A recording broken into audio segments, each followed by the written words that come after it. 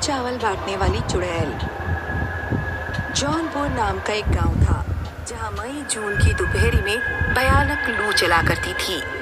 गांव के लोग दोपहर में घर से बाहर नहीं निकला करते थे और ना ही कोई अपने बच्चों को घर से बाहर भेजता था। दोपहर को घर से बाहर ना जाने का कारण केवल लू नहीं था। गांव के बीच में एक छोटा सा जंगल था। उस जंगल में दोपहर के समय एक चुड़ैल भगोना लेकर खड़ी होती थी और जंगल से कोई गुजरता तो चुड़ैल उसे कढ़ी चावल खाने को देती। जो भी चुड़ैल के कढ़ी चावल खा लेता उसे भयानक भूख लगती। चुड़ैल उस पर हावी हो जाती और फिर वो अपनी मनमाने काम कराती। गांव में सुमन नाम की एक लड़की अपने भाभी और भैया के साथ रहती थी। सुमन को जब भी घर के कामों से फुर्सत मिलती तो वो अपने पड़ोस में रहने वाली मीना के घर पहुंच जाती और बातें करने लगती। आज जब दोपहर में 2 बजे सुमन घर लौटी तो उसकी भाभी उसे डांटने लगी। सुमन, तुमसे कितनी बार मना किया है कि दिन दोपहरी घर से बाहर मत जाया करो। तुम्हें पता नहीं क्या, यादव जी की लड़की को चुड़ैल ने कढ़ी चावल खिला दिए थे। तब से उसके घर में रोजाना कुछ न कुछ अजीब हो रहा है। कभी कोई जानवर मरा मिलता है तो कभी कोई पक्षी। रात में अजीब आवाजें सुनाई देती हैं। अब उनकी लड़की इंसान का खून पीने की मांग कर रही है, इसलिए धोखे से भी दोपहर में घर के बाहर ना जाया करो। भाभी, मैं इतनी पागल थोड़ी हूँ कि चुड़ैल मुझे अपनी कढ़ी चावल खिलाएगी और मैं खा लूंगी। मेरे अंदर भी तो बुद्धि है या नहीं। चुड़ैल के कढ़ी चावलों में से एक अजीब सी खुशबू आती है। खुशबू को सूंघकर इंसान को तेजी से भूख लगती है और वो कुछ भी खाने के लिए पागल हो जाता है, यहाँ तक कि इंसान का मांस भी। इसलिए कह रही हूँ, दोपहर में घर से बाहर मत जाना। सुमन बड़ी हो रही थी और उसे बिल्कुल पसंद नहीं था कि उसकी भाभी कहीं आने जाने के लिए उसे रोके या टोके। सुमन की सहेली मीना की शादी तय हो चुकी थी।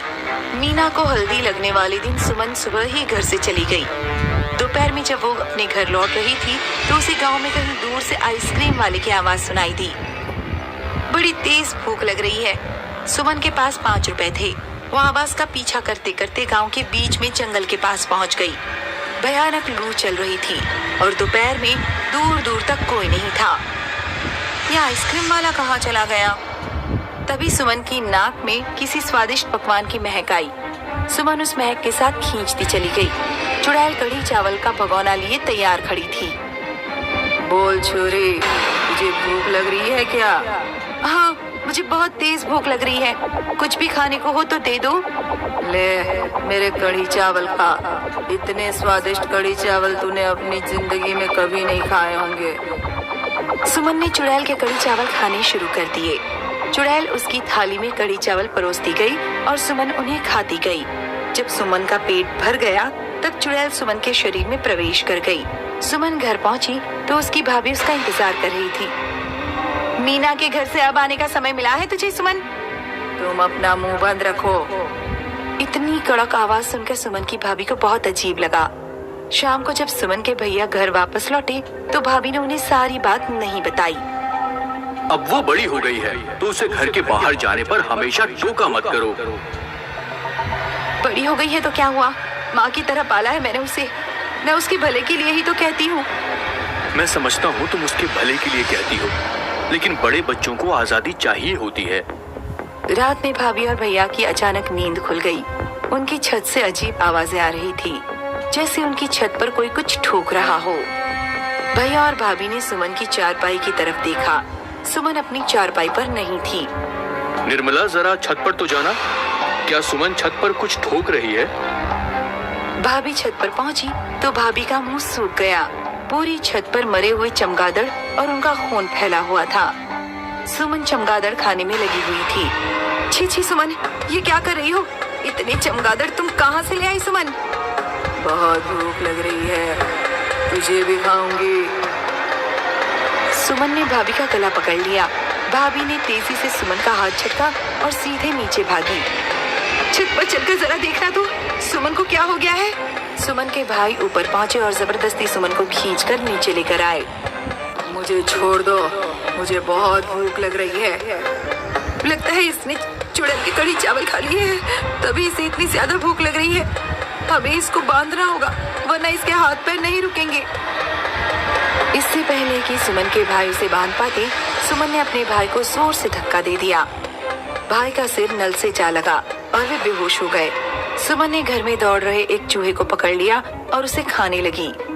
भाभी बहुत घबरा गई और घर से बाहर मदद के लिए भागी। गांव में कैलाश नाम का एक भगत रहता था जो भूत प्रेत और टोना टोटका में विशेषज्ञ था। निर्मला भागकर सीधे कैलाश के घर पहुंची। भगत जी, दरवाजा खोलिए। क्या हुआ निर्मला? इतनी रात को मेरे पास क्यों आई हो? भगत जी, मेरी ननद पर चुड़ैल चढ़ गई है। उसने मेरे पति को घायल कर दिया है। जल्दी चलिए, कहीं कुछ अनहोनी न हो जाए। भगत ने एक उस्तरा उठाया और निर्मला के साथ चल दिया। भगत जी, आप अपने साथ उस्तरा लेकर क्यों आए हैं? क्योंकि चुड़ैल की शक्ति उसके बालों में होती है। निर्मला और भगत जब घर पहुँचे तो उन्होंने देखा कि घर के अंदर चूहों का ढेर लगा हुआ है। सुमन बेहोश पड़े अपने भाई की तरफ हंसिया लेकर बढ़ रही थी। तभी भगत ने पीछे से सुमन के बाल पकड़ लिए। बाल पकड़ते ही चुड़ैल भगत के कब्जे में आ गई। भगत ने उस तरह से सुमन के सारे बाल उतार दिए और उसे गंजा कर दिया। जब सुमन सामान्य हो गई, निर्मला पानी के छींटे मारकर अपने पति को होश में ले आई। क्या हुआ भाभी भैया? मेरे बाल क्यों काट दिए और ये भगत जी घर पर क्यों आए हैं? तुमने चुड़ैल के कड़ी चावल खा लिए थे इसलिए ये सब हुआ है। मैं ऐसे बिना बालों के नहीं रह सकती। अब बाल जब तक बड़े ना हो तब तक इंतजार करना पड़ेगा और वहाँ जाकर कड़ी चावल खाओ। मैं तो मना कर करके थक गई। दोपहर में घर से बाहर कभी न जाना, अब भुगतो। उस दिन के बाद सुमन ने कान पकड़ लिए कि वो दोपहर में किसी भी कारण घर से बाहर नहीं जाएगी।